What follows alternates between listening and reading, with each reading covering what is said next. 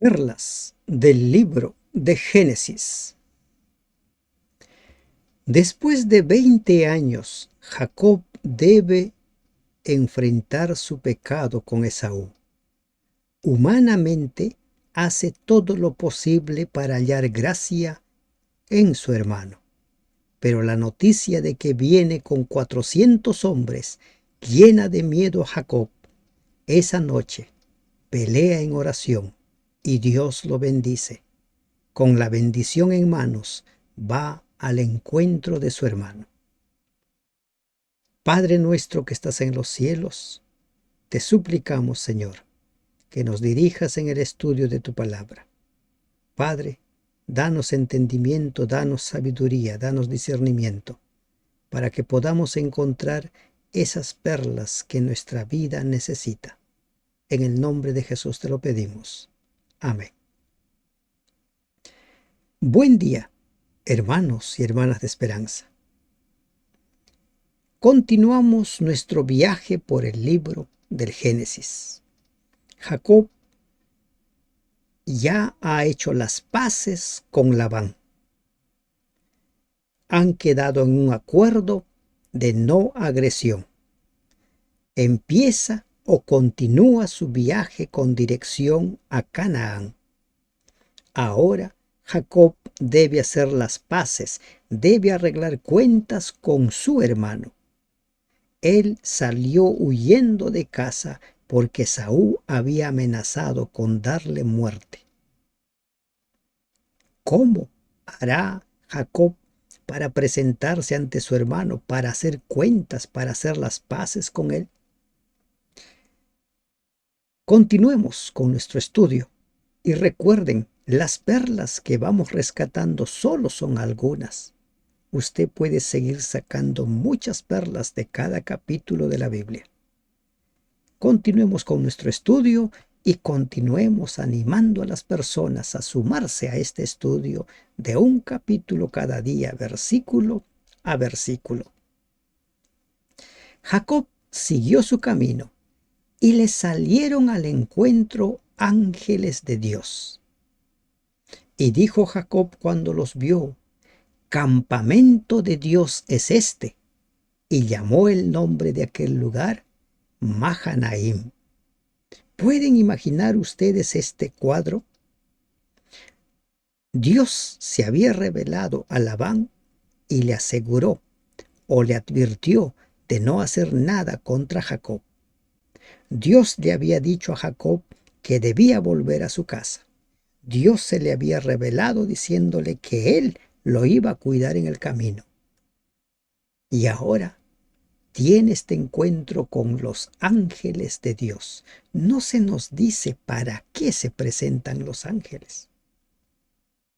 Pero sabemos nosotros que los ángeles, como dice Hebreos capítulo 1, son espíritus ministradores al servicio de cada uno de los seres humanos. Jacob llama el nombre de aquel lugar Mahanaim, que significa doble campamento o doble hueste. Se refiere a dos grupos de ángeles, uno que avanzaba delante de él y otro que lo seguía. El aspecto de ellos debe haberle recordado a Jacob la visión de la escalera de Betel cuando huía de Canaán.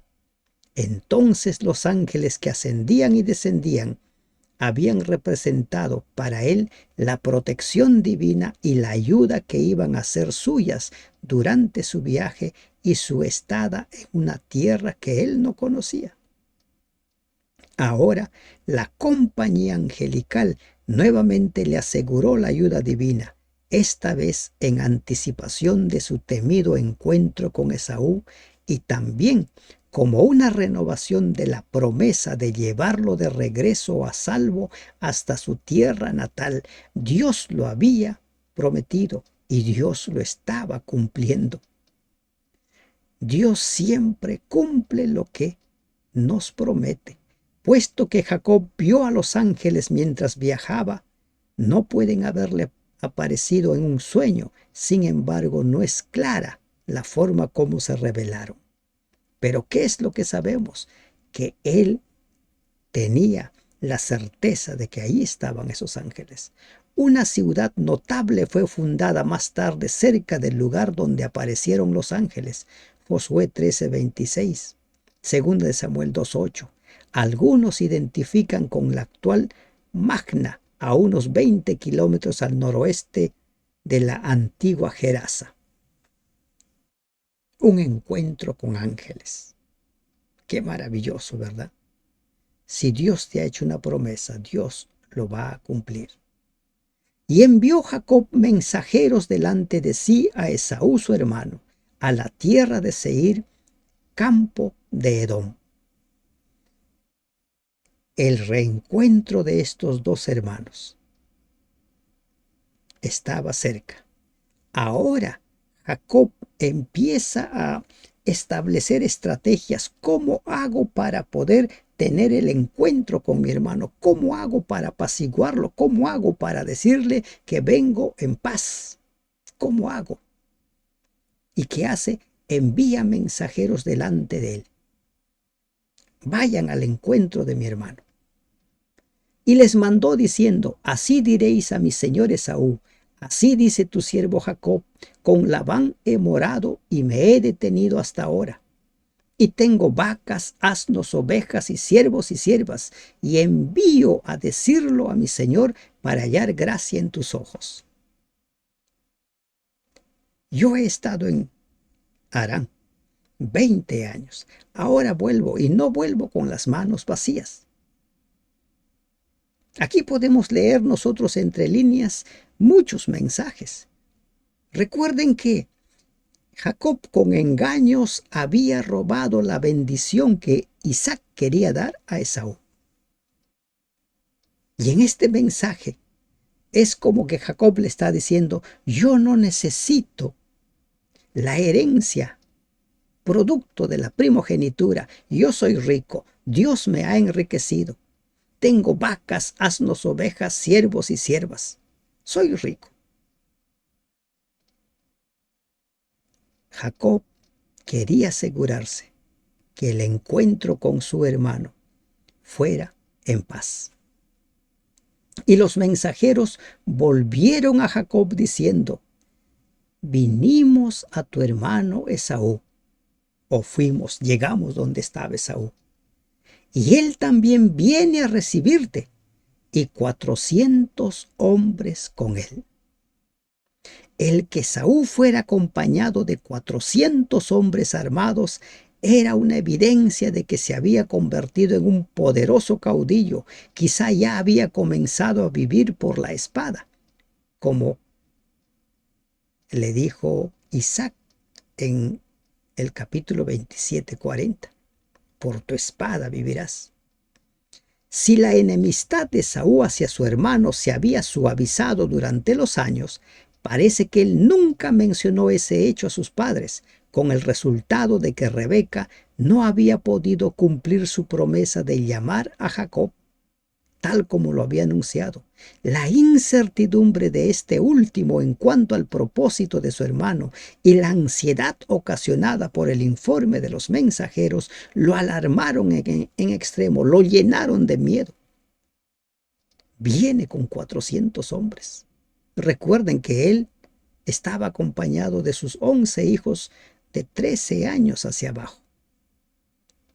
La razón de Esaú para ir al encuentro de Jacob llevando esos hombres armados era, primero, impresionar a Jacob con el debido respeto hacia su poder superior; en segundo lugar, asegurarse un entendimiento satisfactorio; y en tercer término, emplear la fuerza si fuera necesario a los efectos de resguardar sus propios intereses. Estaba preparado, en otras palabras, para cualquier eventualidad. 400 hombres. Los mensajeros vienen con la noticia.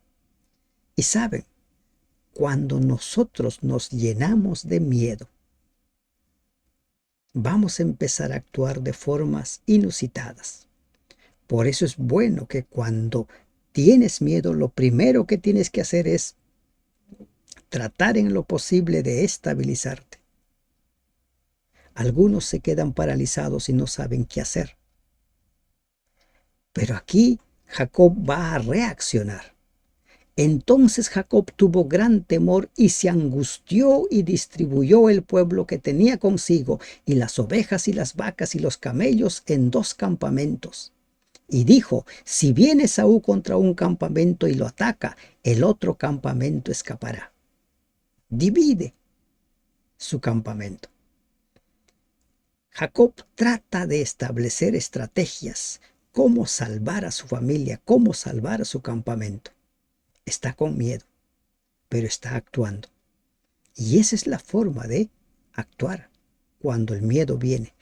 Lo que el miedo debe hacer en nosotros es no paralizarnos, sino volvernos más minuciosos, más detallistas, más precavidos, a tomar las precauciones, a tomar en cuenta qué es lo que está sucediendo.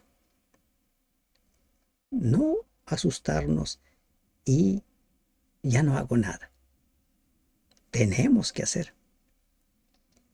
Al miedo lo puedes utilizar a tu favor, volviéndote más planificador, más precavido.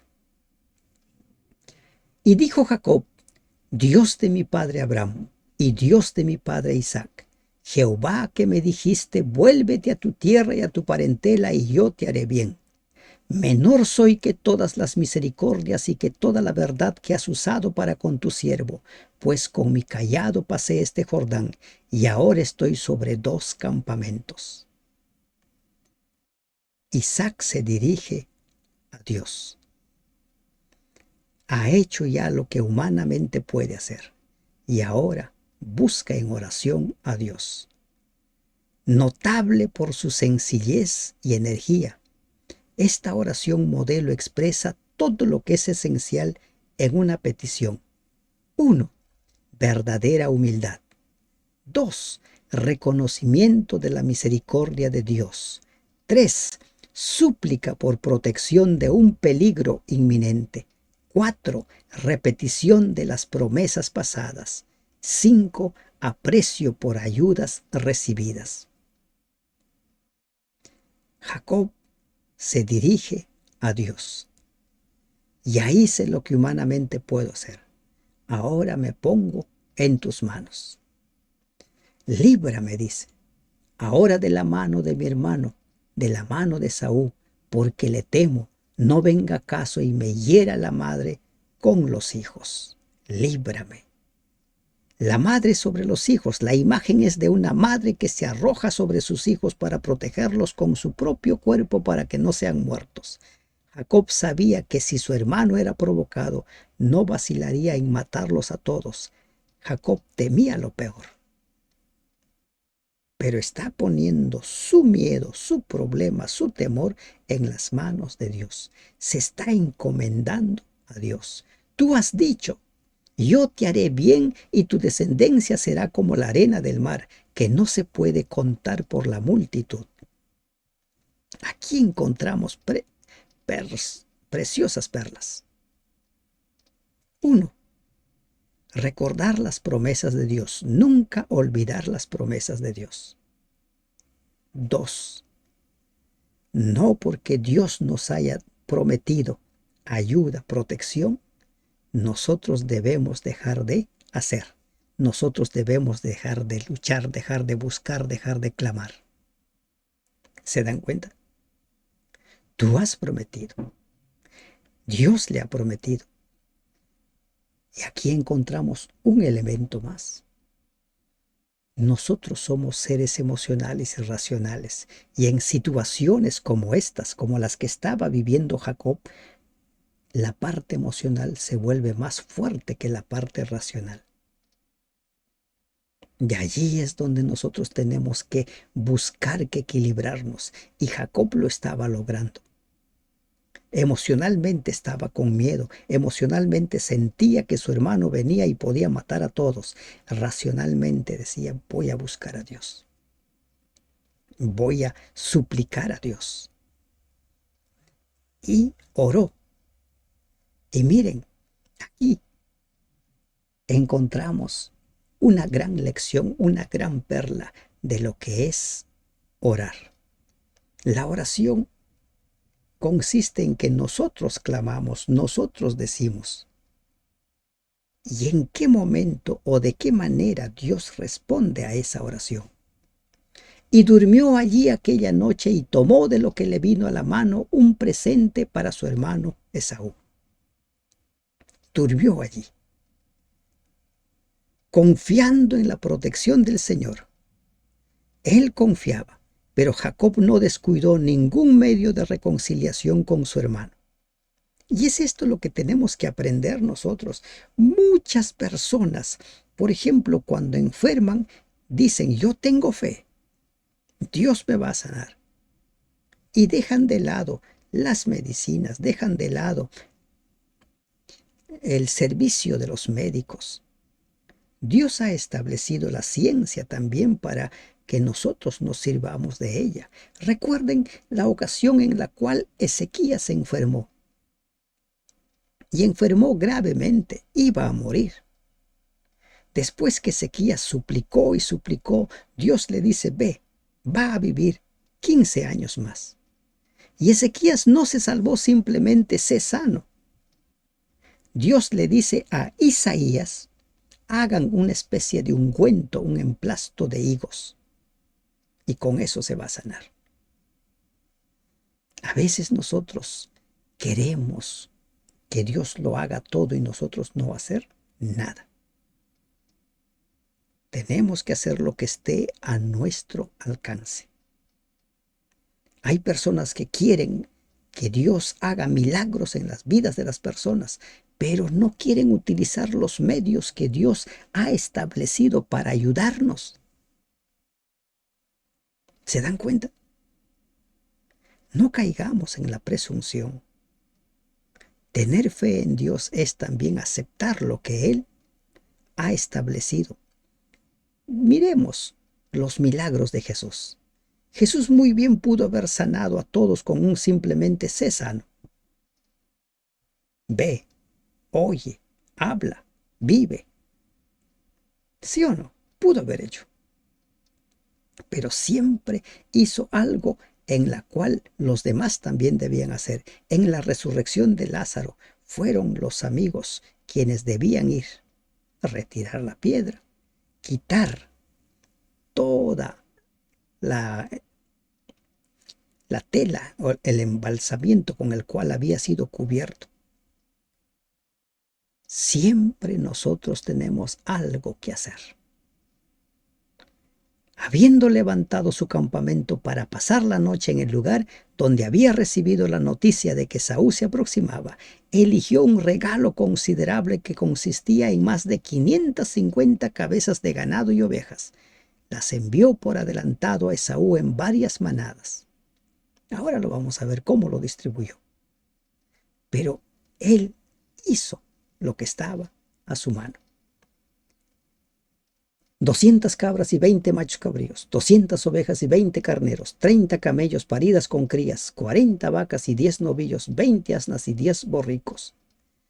Lo que él creía que podía hacer lo hizo. Pero su causa también lo había dejado en las manos de Dios. Jacob pudo haber dicho, bueno, Dios me ha prometido, Dios ha asegurado que me va a llevar con bien a Canaán, por lo tanto ya no tengo por qué preocuparme por Esaú. Dios se va a encargar. ¿Se están dando cuenta de cómo es que nosotros debemos de actuar? No es falta de fe el que nosotros utilicemos los medios que Dios ha establecido. No es falta de fe. Pero lamentablemente algunos han entendido que solo la oración va a solucionar todo. La oración, como dice Santiago, la fe tiene que ir acompañado por hechos, por actos, acciones. Y aquí Jacob nos da esa gran lección.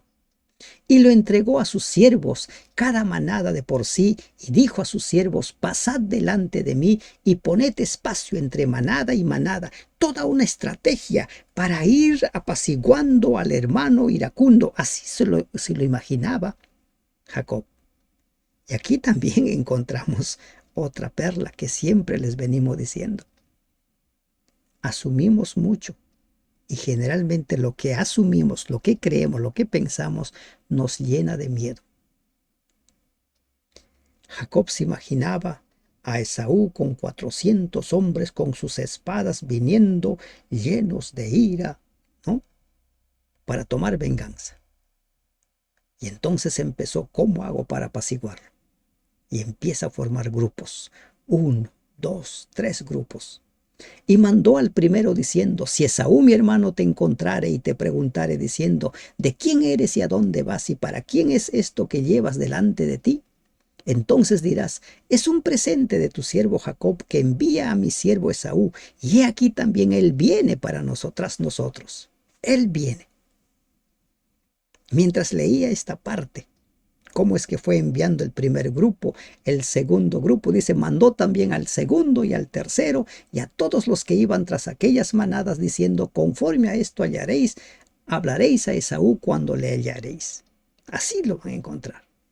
Mientras yo iba leyendo esto, me vino el recuerdo, no sé si ustedes alguna vez han escuchado la historia de los 3 cabritos, el pequeño, el mediano y el grande, que tenían que cruzar por un puente, y en ese puente había un lobo feroz.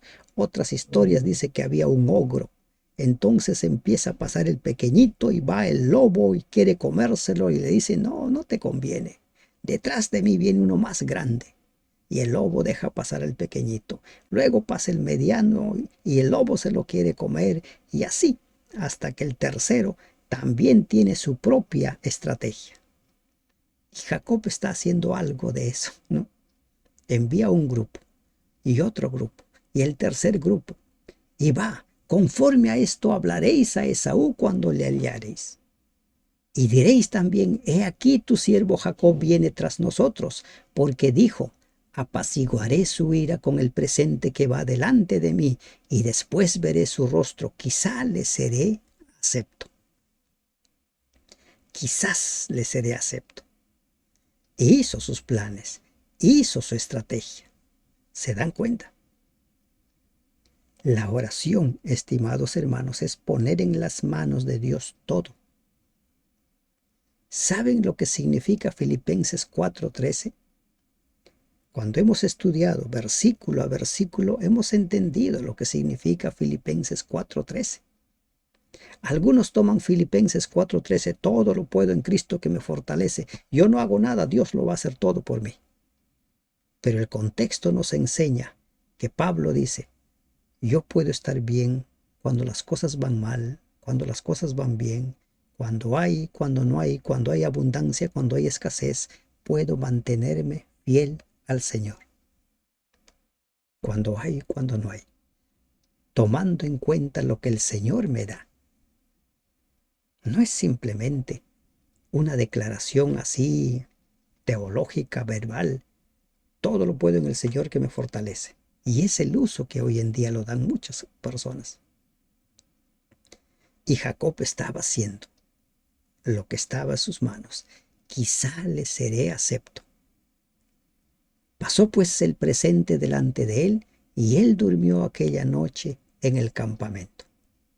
Se quedó allí en el campamento, pero antes de quedarse solo, y se levantó aquella noche y tomó sus 2 mujeres y sus 2 siervas y sus 11 hijos, y pasó el vado de Jaboc.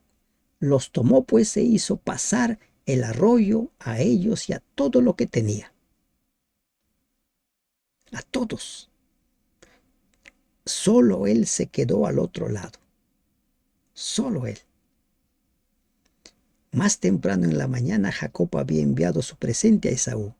Al aproximarse la noche mandó todo lo que tenía, familia y posesiones, para que cruzaran el río, el Jaboc, deseando pasar la noche a solas en oración. El Jaboc, llamado hoy el día Nahar es Serpa, o el río azul, es un tributario oriental del Jordán. Fluyendo por un profundo cañón, entra en la corriente mayor unos 40 kilómetros al norte del Mar Muerto. Ahora Jacob queda solo. Los tomó pues e hizo pasar el arroyo a ellos y a todo lo que tenía. Así se quedó Jacob solo. Había orado, había puesto todo en las manos de Dios. Había recordado la promesa de Dios, suplicó el cumplimiento de la promesa de Dios. Luego hizo todo lo que estaba humanamente a su alcance. Y ahora él sentía la necesidad de seguir orando. Pero ¿qué nos dice la palabra de Dios? Y luchó con él un varón hasta que rayaba el alba. Jacob había quedado en la orilla solo. Quería buscar a Dios. Y ahora empieza una lucha.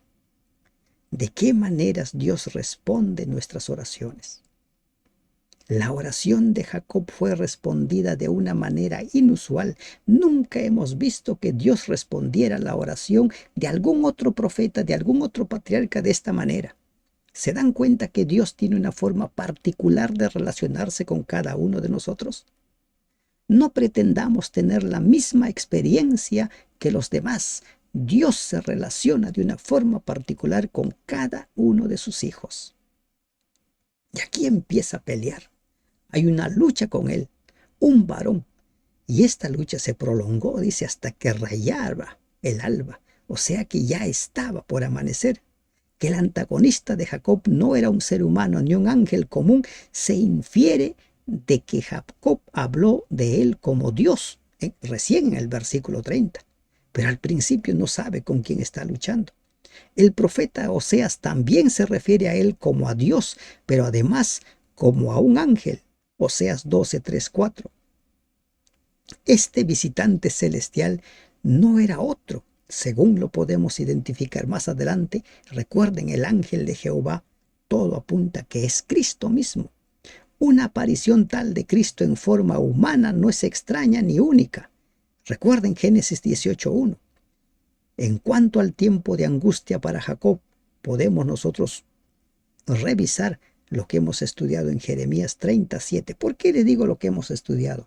Recuerden que esta ya es la quinta vez que estamos estudiando capítulo a capítulo, versículo a versículo. Y es cierto que nos estamos encontrando con nuevas perlas. Nuevas perlas. Están ahí luchando. Al principio él no sabe con quién está luchando.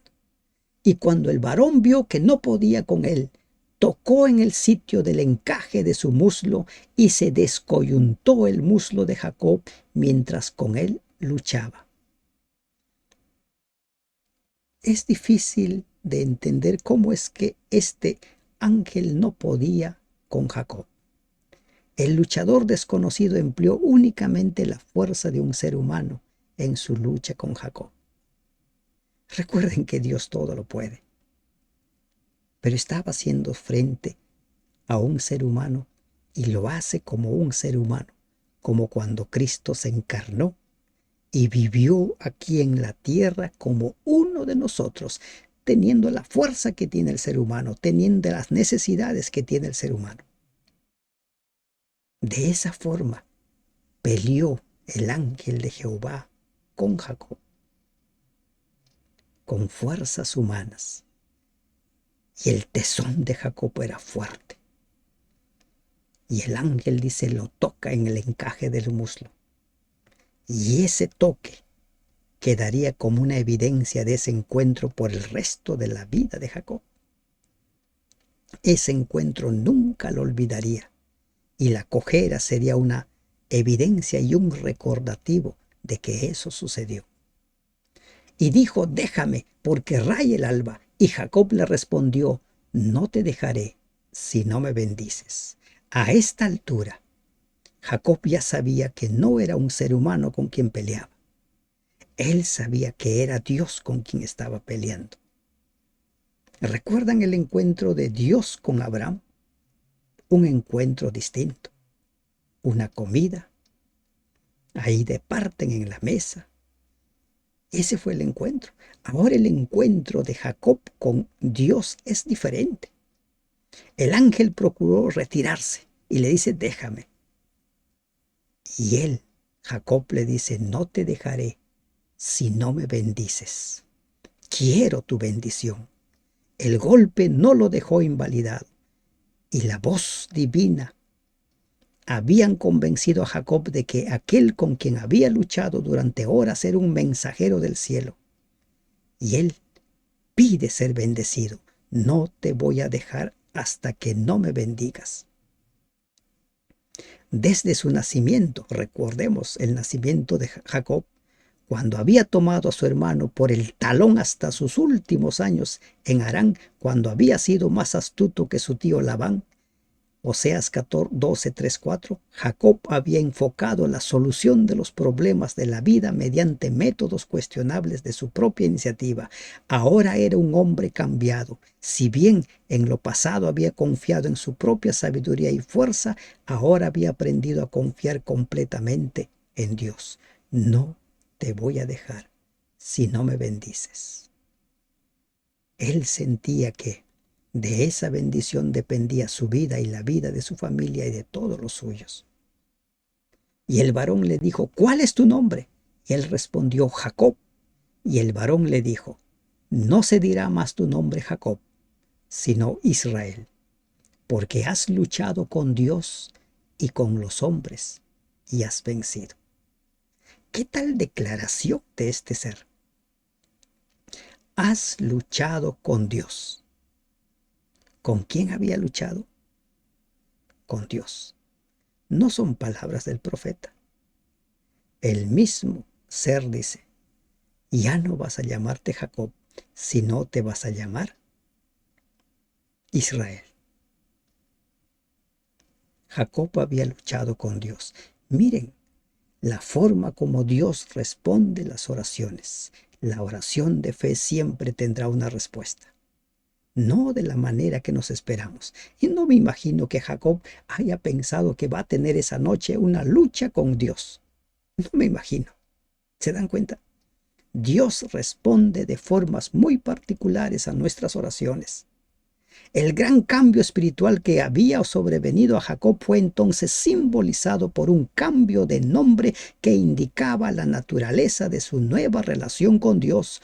Los nombres de Abraham y Sarai habían sido igualmente cambiados y desde entonces las escrituras siempre los llaman por su nuevo nombre, pero en la historia posterior de Jacob, sus nombres viejo y nuevo se usan más o menos indistintamente. Israel, el nombre nuevo de Jacob, llegó a ser el nombre de la nación que salió de su cuerpo. Ahora él era una nueva criatura.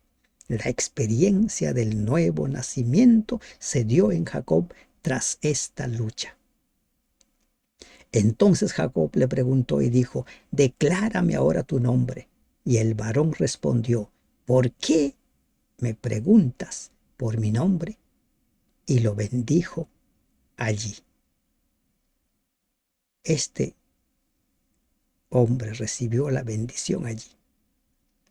Quizá el saber que se había encontrado con el Señor y hablado con él cara a cara podría haber asustado a Jacob o haberlo inducido a un júbilo personal tal que pudiera opacar la lección mucho más importante.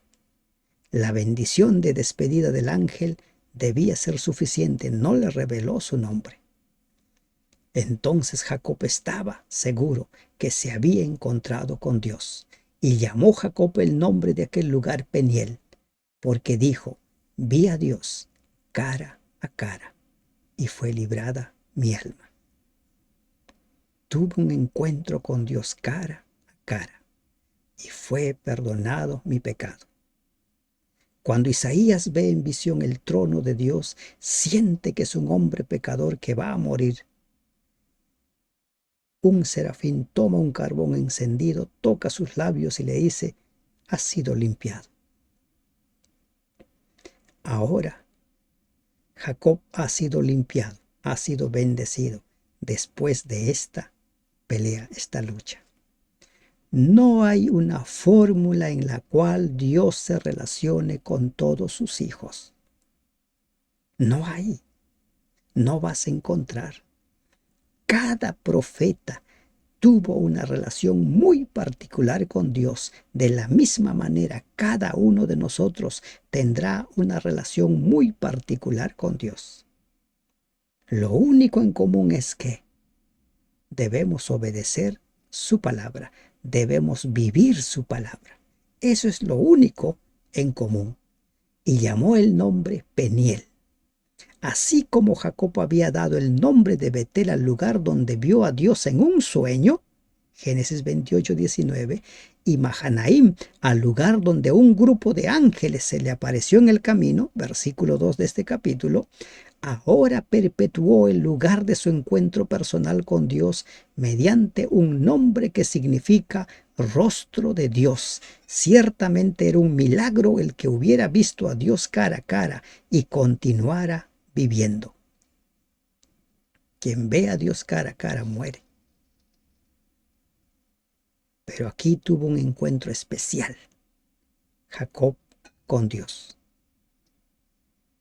Las formas como Dios se revela a sus hijos son únicas. Las formas como Dios responde una oración son únicas. Únicas. No te compares con los demás. No pretendas, insisto, no pretendas querer tener la misma experiencia con Dios que los demás. Algunos cuentan sus testimonios y otros quieren imitar esa experiencia. No, así no es. Tú tendrás tu propia experiencia. Y si has tenido esa experiencia, sería maravilloso, sería inspirador poder conocerlo, si es que te nace el compartirlo. Y cuando había pasado Peniel, le salió el sol y cojeaba de su cadera. Evidencia del encuentro con Dios. Por esto no comen los hijos de Israel hasta hoy día del tendón que se contrajo, el cual está en el encaje del muslo, porque tocó a Jacob este sitio de su muslo en el tendón que se contrajo. Surgió una tradición: no comer esa parte de los animales que mataban, por lo que había sucedido con Jacob. ¿Cuál ha sido tu encuentro con Dios? ¿Cuál es la evidencia de tu encuentro con Dios? ¿Saben? Tras un encuentro con Dios, la persona no queda igual. La persona cambia. Algunos para bien, otros para mal. Pero que tu encuentro con Dios te acerque cada vez más y más a Él. Cuando Isaías vio el trono de Dios, vio su pecado. ¿Y qué nos dice eso? Cada vez que nos acerquemos más y más a Dios, seremos más conscientes de nuestras imperfecciones y de nuestros pecados. Pero cada vez que nos alejemos más y más de Dios, sentiremos que somos perfectos, que no tenemos necesidad de Dios. Jacob tuvo un encuentro personal con Dios, luchó y venció. Tú también puedes tener una experiencia similar. Que Dios te bendiga. Amén.